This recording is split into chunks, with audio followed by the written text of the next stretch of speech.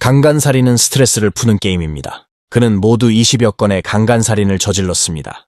더 중요한 것은 재판할 때 판사에게 왜 자신의 사건 중 공중 화장실 강간살인 사건은 읽지 않았냐고 물었습니다.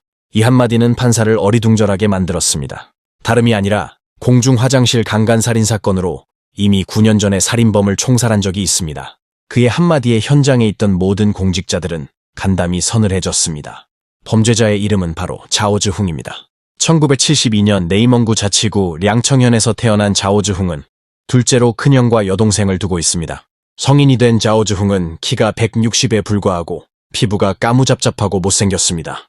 이러한 객관적인 조건은 자오즈흥을 내성적이고 열등하게 만듭니다. 그는 친구를 사귀지 않고 항상 미소를 짓고 다닙니다. 그러나 이 미소 뒤엔 사실 거대한 악마가 숨어 있습니다. 1년 내내 밖에서 일하고 공사도 도급받아서 돈도 잘 벌고 말도 잘해서 일찍 장가도 가고 딸도 낳았습니다. 그러나 이러한 결혼 생활은 자오즈홍을 극도로 불쾌하게 했습니다. 결혼 후 그는 자신의 아내가 재혼한 여자라는 것을 알게 되었고 전남편과의 사이에서 아이를 낳았기 때문에 항상 자신의 감정을 억누르기 위해 억울함을 느꼈습니다. 비록 결혼을 하였지만 성적으로 엄청 변태적입니다. 결혼 생활에 대한 불만은 환상을 더욱 강하게 만듭니다. 1996년 4월 9일 그는 공사장에서 퇴근하던 도중 공중 화장실을 사용하고 나오려는 순간 여자 화장실에서 하이힐 소리가 들려왔습니다. 오랫동안 성적으로 굶은 조 씨는 매우 흥분했고 재빨리 여자 화장실로 달려가 그녀의 목을 조르기 시작합니다. 몇 분 후 여성이 더 이상 발버둥 치지 않자 자오즈홍은 다시 여성을 들어올려 공중 화장실 칸막이 위에 올려놓고 시체를 범했습니다. 모든 일을 끝난 후 그는 재빨리 이곳을 떠났습니다. 이번이 처음으로 강간살인을 저지르고 쾌감과 전에 없던 편안함을 느끼는 동시에 경찰이 찾아낼까봐 두려움에 떨었습니다. 18세의 후거라는 소년이 자신의 친구 옌펑을 데리고 사건 현장으로 들어갔습니다. 당시 후거와 옌펑은 공장에서 일했고 공장과 후거의 집은 불과 100m 거리에 있었습니다. 그날 저녁 후거는 열쇠를 가지러 집에 갔다가 공중 화장실을 지납니다. 화장실에서 여자의 비명소리가 들렸지만 어린 나이라 혼자서는 무서워서 못 들어가고 공장에 가서 자신의 친구 옌펑을 불렀습니다. 두 사람이 여자 화장실에 왔을 때 눈앞의 장면은 두 사람을 마비시킬 뻔했고 눈에 보이는 것은 머리카락이 헝클어지고 목에 뚜렷한 꽃이 핀 자국이 있는 나체의 여자 시체였습니다. 상황이 심각하다는 것을 깨달은 후거와 옌펑은 재빨리 인근 경찰서에 신고하고 상황을 설명한 후 공장으로 출근했습니다. 하지만 얼마 지나지 않아 경찰이 다시 찾아와 공조수사 명목으로 후거와 옌청을 데려갔습니다. 두 사람이 경찰서에서 무슨 일을 겪었는지 아무도 모릅니다. 어쨌든 다음날 옌펑은 풀려났습니다. 옌펑이 풀려났을 때 문틈으로 후거가 헬멧을 쓰고 수갑이 채워져 있는 모습을 어렴풋이 보았습니다. 일이 잘못됐다는 것을 깨닫고 경찰서에서 나온 후 재빨리 후거의 부모님을 찾아갔습니다. 후거의 부모님은 아들이 경찰에서 용의자로 지목된 것을 알고 여러 차례 경찰서에 가서 해명했지만 담당 경찰은 후거가 자백을 했다는 것입니다. 그러나 부모님이 후거의 자백을 확인하려 하자 경찰은 핑계만 대면서 보여주지 않습니다. 사건 발생 11일 1996년 4월 20일 후허하우터 석간신문에 실린 49 여성살인 사건이라는 제목의 글에는 후거의 범행 경위가 적혀 있습니다. 아래 경찰이 말하는 후가의 자백입니다. 저는 어두컴컴한 틈을 타서 공중 여자 화장실에 몰래 들어가 이를 보는 척했습니다. 목적은 화장실에 온 여자를 강간하는 것입니다. 8시 반쯤 마침내 한 여자가 걸어 들어오는 것을 보았고 그녀는 맨 안쪽을 사용했습니다. 나는 그에게 달려들어 한 팔로 그녀의 목을 껴안고 다른 한 손으로 그의 목을 졸랐습니다. 죽은 뒤 그녀를 범했습니다. 범인이 아니라는 알리바이를 만들기 위해 공장으로 돌아가 친구 옌펑을 불렀습니다. 그래, 다른 한쪽에는 경찰서 부국장이 신고자와 간단한 대화를 나누자 바로 후거가 범인이라는 감이 왔다는 것입니다. 경찰이 48시간 동안 잠을 이겨내고 연구하면서 자백을 받았다는 것입니다. 이 기사 때문에 후거 부모님은 아무리 찾아다니면서 아들의 결백을 주장해도 아무도 믿어주지 않았습니다. 이후 후거와 부모님은 재판이 열리던 날 딱 한 번 만났고 법원이 후거에게 사형을 선고했을 때 노부부는 하늘이 무너졌다고 합니다. 선고가 끝나자 후거는 항소를 제기했지만 법원은 재판부의 검토조차 거치지 않은 채 항소를 경솔하게 기각했습니다. 사건 발생 62일 만인 6월 10일 후거의 어머니는 아침 일찍 구치소 정문을 지켰습니다. 오늘이 생애 마지막으로 아들을 만날 수 있는 날입니다. 맨 앞줄에 후거를 실은 호송차가 구치소 문을 통해 나옵니다. 그때 모자는 창 너머로 마주보며 눈물을 흘렸고 가슴을 찢는 듯한 절규로 서로를 외쳤습니다. 불과 100m 떨어진 곳에서 아들의 총살을 목격했습니다. 어머니가 후에 말씀하길 아들이 첫 발을 맞고 죽지 않고 천천히 몸을 일으켰고 그 후 다시 총을 쏘니 그제서야 쓰러지고 영영 일어나지 못했다고 합니다. 저는 여기서 당시 후거의 어머니는 어떤 심정이었는지 상상도 하기 두렵습니다. 그렇게 어머니는 아들의 비참한 죽음 앞에 아무것도 할 수 없었습니다. 다시 이번 사건의 범인 자오주흥으로 돌아가 보겠습니다. 첫 번째 범행을 저지르고 며칠 동안 밤잠을 이루지 못했습니다. 그런데 바로 며칠 후 뜻밖의 신문에서 자신이 저지른 사건을 보고 희생양이 있어 매우 기뻤습니다. 그 범죄의 쾌감은 자오주흥에게 깊은 여운을 남겼습니다. 1996년 5월 19일 오후 8시쯤 후허하우터 뉴타운으로 달려가 외진 곳에서 혼자 걷고 있는 한 여자를 보았습니다. 자오주흥은 기회라고 생각하고 재빨리 다가가 여자의 재물을 빼앗았고 강간살인도 하고 싶었지만 생각이 많은 건지 아니면 여자의 저항이 강력했는지 강도 사건으로만 끝났습니다. 당시 뉴스에서 후거가 총살된 소식을 보도했고 각 방송국과 신문들은 모두 사건을 처리한 경찰들이 얼마나 용감한지를 칭송하고 있었습니다. 한순간에 각종 표창과 꽃들이 당시 사건을 처리한 경찰들을 찬양했습니다. 하지만 가장 기쁜 사람은 자오주흥입니다. 그는 좀 더 대담해졌고 범죄를 저지르고 싶어 미치지만 너무 자주 범죄를 저지르면 또 잡힐 수 있기 때문에 아가씨를 찾습니다. 경찰은 나중에 자오주흥을 체포한 뒤 그의 진술에 따르면 후허하우터에서 막노동을 해서 번 돈 중 아내에게 준 용돈을 제외한 나머지는 모두 아가씨를 찾는 데 사용했다고 합니다. 성에 대한 환상이 점점 깊어지고 돈을 다 쓰면 훔치고 못 훔치면 강도, 강간, 그리고 반항하는 사람을 죽입니다. 사실 자오주흥의 주요 목적은 여전히 여자의 몸입니다. 1996년 여름 후허하우터 사이항구의 한 화장실에서 한 젊은 여성을 성폭행하고 살해했습니다. 1996년 9월 5일 후허하우터 후이민구에서 한 젊은 여성을 성폭행하고 살해했습니다. 1996년 11월 10일 후허하우터 후이민구에서 12살 여자아이가 학교에서 집으로 돌아가던 중 자오주흥에게 성폭행을 당하고 살해당했습니다. 1997년 여름 후허하우터시에서 한 중년 여성이 자오주흥에게 목이 졸려 사망했습니다. 1998년 여름 후허하우터 후이민구에서 16세 정도의 여자아이가 자오주흥에게 숲으로 납치되어 목 졸려 죽었습니다. 1998년 11월 13일 오후 자오주흥은 왕씨 집에 도둑질을 하러 갔지만 물건을 훔치지 못하고 왕씨의 신고로 파출소에 잡혀가서 15일 구금됩니다.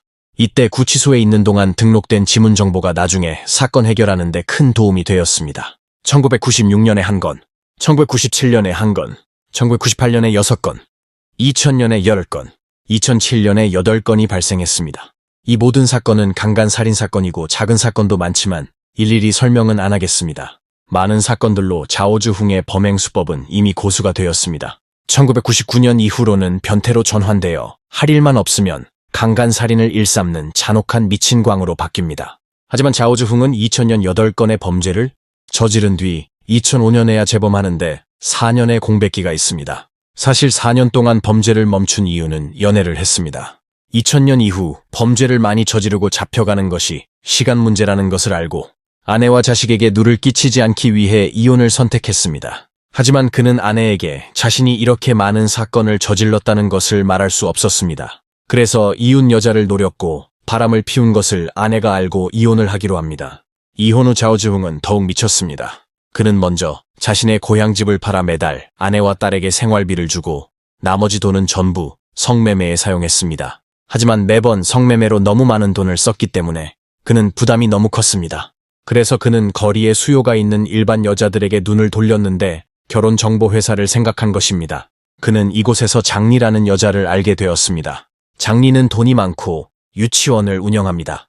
사실 그녀는 자오주흥이 키가 너무 작고 못생겼기 때문에 별로 좋아하지 않았습니다. 하지만 자오주흥은 여자들을 너무 잘 달래고 훈남 이미지도 많이 주고 성격도 좋습니다. 게다가 자신에게 순종적이며 무엇보다 머리가 좋다는 것을 알게 됩니다. 그래서 두 사람은 자연스럽게 어울렸습니다. 두 사람은 결혼은 하지 않고 장리의 유치원에서 일하면서 생활했습니다. 이 기간 동안 장리는 자오주흥을 위해 승합차 한 대를 사서 불법 영업하면서 일을 시켰습니다. 장리는 빈털터리 자오주흥에게 잘해주었고 자오주흥도 만족했습니다. 1년 후 자오주흥은 장리가 항상 변덕스럽고 걸핏하면 자신을 폭행한다는 것에 불만이 많았습니다. 자오주흥은 먹고 입는 것을 모두 장리가 제공해 주었기 때문에 맞았을 때도 참을 수밖에 없었지만 이 또한 자오주흥의 미움을 샀습니다. 얼마 지나지 않아 이 남자는 유치원의 한 선생님과 눈이 맞은 겁니다. 이 선생님은 19살인데 자오주흥의 성격과 말솜씨에 콩깍지가 씌워서 좋아 죽습니다. 자오주흥이 체포된 뒤에 기자들에게 자신이 가장 좋아하는 여자는 바로 이 여선생이라고 말했습니다. 둘의 내연 관계는 유치원에 모두가 알고 있지만 유독 장리만 모릅니다. 그와 동시에 자오주흥은 또 2명의 학부모와도 성적인 관계로 전환되었습니다. 이놈 진짜 능력자입니다. 내 배를 탄 자오주흥도 전에 없던 스트레스와 서글픔을 느꼈습니다. 시간은 금세 2005년 내 여자 사이에 낀 그는 자신의 스트레스를 풀기 위해 다시 범행에 나섰습니다. 2005년 1월 2일 정고 자오주흥은 우란차부시에서 은회색 샤를리 택시를 잡았습니다. 이 차의 운전자는 37세의 여자이고 성은 조 씨라고 합니다. 교회로 끌고 나간 후 차를 세우게 했습니다. 차 안에서 자오주흥은 친 한번 하자며 자신의 몸짓을 보이며 미소를 지었습니다. 이 여성 운전사는 어리둥절해하더니 바로 그에게 욕설을 퍼부었습니다. 자오주흥의 범행 특징은 당신이 순순히 협조하면 살 수 있지만 저항하면 죽습니다. 칼을 빼들고 위협하여 성행위를 마친 뒤 소지하고 있던 전화선을 꺼내 목 졸라 죽인 뒤 시신을 버렸습니다. 그리고 자오주흥은 택시를 운전하고 느릿느릿 시내로 돌아가고 있을 때 버스 정류장 앞에서 또 한 명의 예쁜 여자를 만났습니다. 이 여자의 성은 조 씨입니다. 그도 역시 택시가 오는 것을 보고 두말 없이 조수석에 탔습니다. 자오주흥은 여자에게 말했습니다. 당신이 어디를 가든지 나는 당신을 만족시킬 수 있지만 당신도 나를 만족시킬 수 있습니까?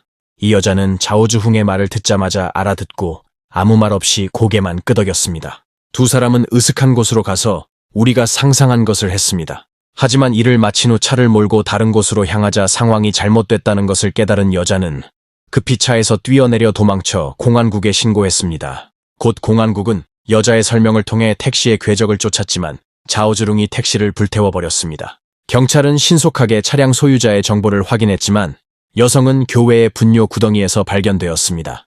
중요한 건 도망친 이 여성이 자오주흥의 얼굴을 기억하고 독특하게 생겼기에 쉽게 몽타주를 그려냈습니다. 키가 작고 잘 웃으며 삼각눈에 눈썹을 구부리고 있습니다. 자오주흥은 이미 경찰에 의해 몽타주가 그려져 추적 중이지만 점점 더 변태적이고 미쳐가고 있다고 말할 수 있을 정도로 범죄를 멈추지 않았습니다. 2005년 1월 7일 자오주흥은 고씨 성을 가진 여간부에게 칼을 들이대고 그녀의 옷을 모두 칼로 베는 등 성폭행을 저질렀습니다. 성폭행이 끝난 뒤에도 여자의 가슴을 5번 찔렀습니다. 2005년 2월 22일 한 여대생을 양손과 왼쪽 다리를 묶은 채 살해했습니다. 이어 같은 해 같은 달 우란차부시 진인구에서 20세 여자아이를 묶었지만 강간은 미수에 그쳤습니다. 2005년 7월 13일 후허 하오터토현의 13세 여자아이가 자오주흥에게 졸려 의식불명 상태가 된 후 성폭행을 당했습니다. 2005년 7월 20일 후허 하오터 사이한구에서 18세 여학생이 자오주흥에게 성폭행을 당하고 살해당했습니다.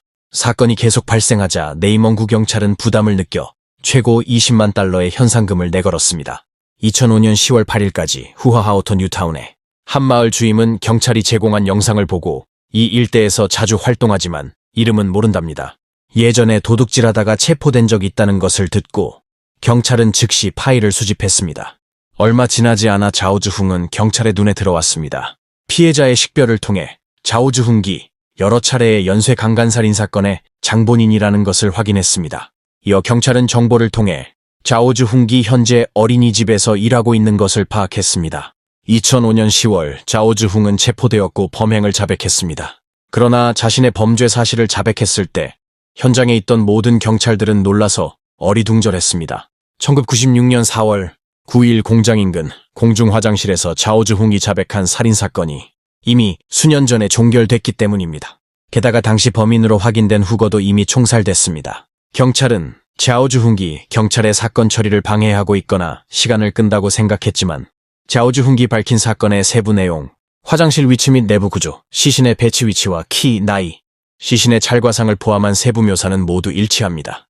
2005년 11월 19일 내몽골 경찰은 공안부의 거짓말 탐지 전문가를 불러와 자오주흥의 거짓말을 탐지한 결과 자오주흥의 진술이 완전히 사실임을 확인했습니다. 그러자 내몽골 공안 시스템이 발칵 뒤집혔습니다.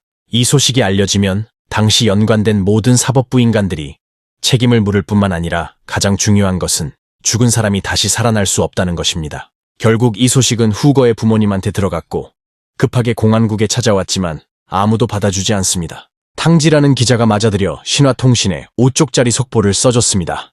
2006년 5월 24일 후거의 부모님은 베이징을 방문했습니다.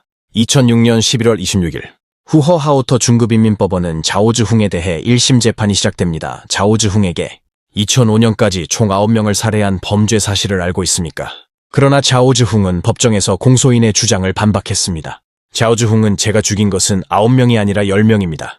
제가 처음 한 사건은 1996년 4월 9일 공장 근처 여자 화장실 사건입니다. 저는 왜 이 일에 대해 언급하는 사람이 없는지 모르겠습니다. 이 말이 나오자 사람들은 떠들썩했습니다. 왜냐하면 이 사건은 줄곧 공안 내부와 후거의 부모님만 알고 있었고 다른 사람들은 전혀 몰랐습니다. 법정 안에 앉아있는 사람들도 의견이 분분하고 작은 소리로 속삭였습니다. 그리고 판사는 이런 상황을 보고 자오즈흥의 말을 멈추게 하고 이렇게 엄숙한 자리에서 말도 안 되는 소리를 하고 묻는 대로 대답하라고 말했습니다. 곧 9건의 살인사건의 심리가 끝났고 법정에서 자오즈흥에게 사형이 선고되었습니다. 단 사형 선고는 보통 직접 선고하지 않고 재판이 끝난 후 심의를 거쳐 진행되는데 이번에는 바로 선고돼 뒤심 재판이 열리면 사형이 집행된다는 것입니다. 하지만 2심 재판이 열리기도 전에 갑자기 자오즈흥을 다시 구치소로 끌려갔습니다. 재판 직전에 중앙지도부가 전화를 걸어와 49 공중 화장실 여자 시신 사건을 재심사하라는 결재를 내렸기 때문입니다. 자오즈흥은 바로 사형당할 거라 생각했는데 이 소식을 듣고 정신이 번쩍 들어 어떻게 수명을 연장해야 할지 고심했습니다. 구치소 화장실에서 화장지로 쓴 보상 신청서가 나왔습니다. 그리고 2006년 12월 15일 그는 혈서를 신화통신의 탕지 기자에게 보내도록 부탁했습니다. 보상 신청서는 이렇게 쓰여 있습니다. 존경하는 고위인민검찰원 검사님, 안녕하세요. 저는 이비보 시리즈 살인사건의 범인 자오즈흥입니다. 저는 2006년 11월 28일에 이미 재판을 마쳤습니다. 그중 1996년 4월 후시일마오 가족원의 공중 화장실에서 발생한 살인사건이 있습니다. 무슨 이유에서인지 공소기관은 재판에서 한마디도 언급하지 않았습니다. 따라서 사건은 확실히 제 소행이고 피해자는 확실히 사망했습니다. 저는 체포된 후 정부 교육을 통해 삶의 끝자락에서 인간으로서의 양심을 되찾고 인성을 회복했으며 스스로 일하고 책임진다는 자세로 정부의 철저한 범죄 수사에 적극 협조했습니다. 지금 특별히 귀원의 특별 인력을 파견하여 이 사건을 다시 철저히 조사할 것을 신청합니다. 죽은 자는 공평하게, 억울한 자는 결백하게, 그리고 법은 공정하게, 세상 사람들은 제가 후회 없이 자신의 삶의 결말을 직시할 수 있도록 합니다. 이상 문제가 귀하의 관심을 받고 승인과 강력한 지원을 받기를 바라며 이에 신청하고 감사합니다. 후허하우터시 제1구치소 이중대 14호 범인 자오즈흥 2006년 12월 5일 탕지는 이 보상 신청서를 받은 후 더 신속하게 내부 간행물에 발표했습니다. 자오즈흥이 그렇게 함으로써 14년을 더 살 수 있었다는 것이 증명되었습니다. 마지막으로 2014년 12월 15일 내몽골 자치구 고등인민법원은 우여곡절 끝에 후거의 안건을 다시 판결하고 무죄를 선고했습니다. 무죄 판결이라는 큰 글자를 보고 후거의 부모님은 집에서 하루 종일 울었고 무죄 판결문 하나 때문에 18년을 기다렸습니다. 그 후 12월 30일 국가는 법에 따라 총 4억 1,200만 원의 배상금을 지불했습니다. 후거 부모님은 보상금을 받고 가장 먼저 무덤을 옮기고 싶어 했습니다. 마지막으로 후거의 묘비명은 장핑 중국 정법대 교수가 썼고 중국 글에는 유중영이 쓴 것으로 돼 있습니다. 2015년 3월 22일 후거가 무죄 판결을 받은 후 당시 사건에 연루된 관련자 27명도 상응하는 처벌과 경고를 받았습니다. 후거의 일은 끝난 셈이지만 자오즈흥의 사건은 아직 끝나지 않았습니다. 2015년 1월 5일 자오즈흥은 후허하우터 중급 인민법원에서 1심 재판을 다시 진행했습니다. 재판은 3일 동안 진행되었으며 2015년 2월 9일 9시 30분에 후허하우터시 중급 인민법원 제2법원에서 피고인 자오즈흥에게 사형이 선고되었습니다. 2심은 2015년 4월 14일 개정되었습니다. 재판이 열렸을 때 자오즈흥은 2005년 체포됐을 때 자신의 죄악이 극악무도하다고 생각해 사형을 기꺼이 받아들였지만 10년간의 개조를 통해 후회하고 있으며 후거의 억울한 사건에서 공로를 인정받아 새 삶을 살 수 있는 기회를 줬으면 좋겠다고 격앙된 표정을 지었습니다. 그러나 이런 말들은 결국 아무도 동정하지 않습니다. 2015년 4월 30일 자오즈흥의 사형은 1심 원심을 유지했습니다. 2019년 7월 30일 오전 자오즈흥은 사형 집행을 당했습니다.